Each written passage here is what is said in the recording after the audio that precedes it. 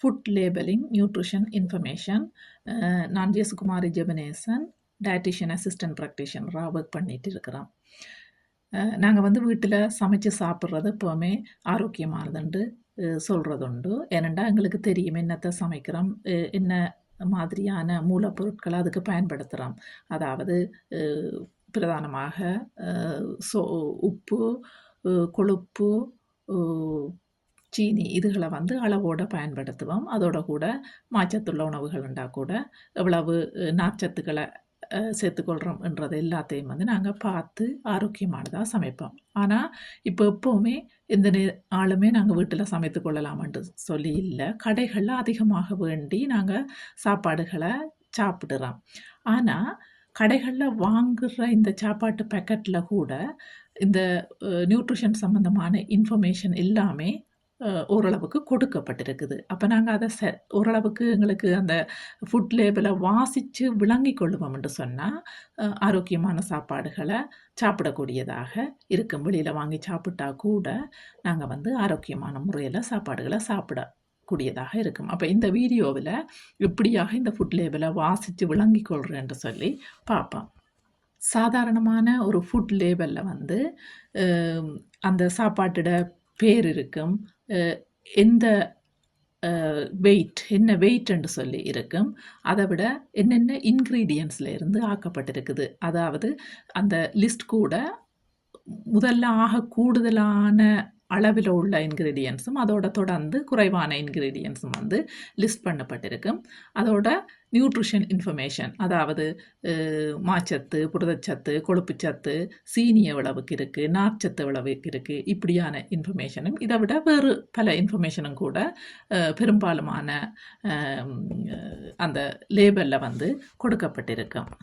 யூகேயை பொறுத்த வரைக்கும் 10 சென்டிமீட்டர் ஸ்கொயருக்கும் அதிகமான அளவில் உள்ள பேக்கெட்டுகள் எதுலேயுமே இப்படியான ஃபுட் லேபிள் போடப்படணுமென்றது வந்து ஒரு லோவாக இருக்குது. அதே மாதிரி நாங்கள் வெளிநாடுகளில் இருந்து சாப்பாடுகளை எடுப்போம்னா கூட அப்படியான பேக்கெட்டுகளாக இருக்குமென்று சொன்னால் அந்த நியூட்ரிஷன் இன்ஃபர்மேஷன்ஸ் வந்து போடப்பட்டிருக்கிறது வந்து ஒரு ரிக்குவயர்மெண்ட்டாக இருக்குது.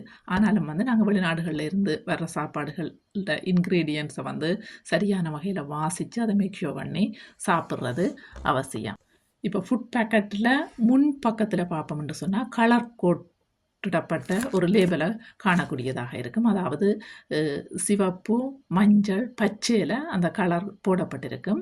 அதோட கூட வெள்ளை பகுதி ஒன்று இருக்குது. அந்த வெள்ளையில் வந்து கலோரி எவ்வளவு சக்தி அந்த சாப்பாட்டில் இருக்குன்னு சொல்லியும், சிவப்பு, பச்சை, மஞ்சள் வந்து ஒரு டிராஃபிக் லைட் மாதிரி, அதாவது ரெட்டுன்னு சொன்னால் நாங்கள் வந்து ஒரு கொஞ்சம் அளவிலையோ அல்லது எடுக்காமலோ இருக்கிறது நல்லது. ஏனெண்டா எங்களுக்கு தேவையான அளவுக்கும் அதிகமாக இருக்குதுன்றது அதோட அர்த்தம். அதே மாதிரி மஞ்சள் என்று சொல்லும்போது அந்த போர்டரில் அதில் இருக்கிற அந்த மெயினாக உப்பு, கொழுப்பு, சீனி இது வந்து அந்த எங்களுக்கு தேவைக்கும் அதிகமான அளவுக்குரிய அந்த போர்டரில் இருக்கிறபடியாக அதை வந்து நாங்கள் அவதானத்தோடு எடுக்கணும்னு சொல்லியும், பச்சையில் போடப்பட்டது வந்து நாங்கள் எங்களுக்கு எவ்வளவு போர்ஷன்ஸ் நாங்கள் சாப்பிடக்கூடியதோ அவ்வளவுக்கு ஏற்ற மாதிரிக்கு அந்த உணவை நாங்கள் எடுக்கக்கூடியதாக இருக்கும். இப்படியாக கலர் கோடிடப்பட்டு இருக்கும்.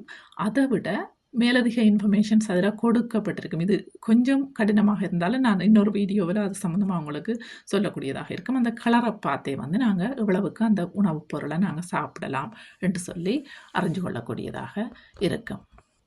அந்த பேக்கெட்டோட பின்பக்கத்தில் வந்து அந்த உணவுப் பொருளில் உள்ள நியூட்ரிஷன்ஸும் அதில் 100 கிராமில் எவ்வளவு நியூட்ரிஷன்ஸ் அந்த உணவில் இருந்து கிடைக்குதுன்னு சொல்லியும், ரெண்டாவதாக ஒரு போர்ஷனில் ஒரு வளர்ந்த ஒரு ஆளுக்கு ஒரு நாளைக்கு தேவையான ஒரு போர்ஷனில் அந்த உணவில் இருந்து எவ்வளவு நியூட்ரிஷன்ஸ் கிடைக்கும் என்று சொல்லியும், மூன்றாவதாக அந்த பேக்கெட்டில் எத்தனை போர்ஷன்ஸ், அதாவது எத்தனை போர்ஷன்ஸ்க்குரிய உணவு அந்த பேக்கெட்டில் இருக்குன்னு சொல்லியும் கொடுக்கப்பட்டிருக்கும்.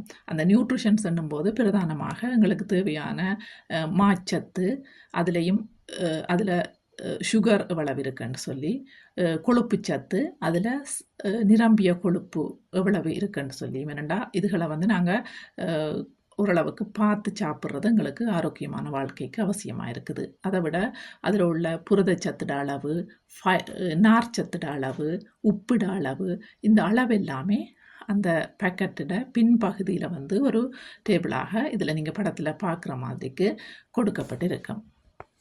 இதை விட சில சாப்பாடுகளை பார்த்தோம்னு சொன்னால் ஃபேட் ஃப்ரீ, ஃபைபர் ரிச் அல்லது விட்டமின் டி சம்பந்தமான சில தகவல்கள், இப்படியான சில நியூட்ரிஷன் ஹெல்த் கிளைம்ஸ் போட்டிருப்பார்கள். இதுக்கு வந்து சில கண்டிஷன்ஸை மீட் பண்ணினா மட்டும்தான் இப்படியான தகவல்களை அந்த ஃபுட் பேக்கெட்ஸில் வந்து போடக்கூடியதாக இருக்கும். இது வந்து நாங்கள் சில வேளையில் ஒரு டயபெட்டிஸோட அல்லது கொலஸ்ட்ராலோட நார்ச்சத்து அதிகமாக சாப்பிட வேண்டிய ஒரு